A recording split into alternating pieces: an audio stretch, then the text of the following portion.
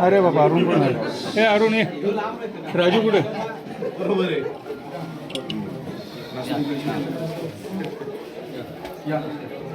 अतिशय चिवट आणि चामट खेळाडू आहे. लहानपणापासून म्हणजे वयाच्या 5-6व्या वर्षापासून तो जिमला असायचा बाबाच्या बरोबर. आमच्या दुसऱ्या पहाटे 5 वाजता.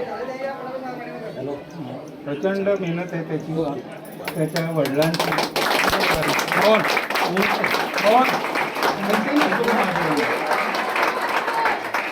गोऱ्याच्या रामनवमी उत्सवाला किमान 100 वर्षाचा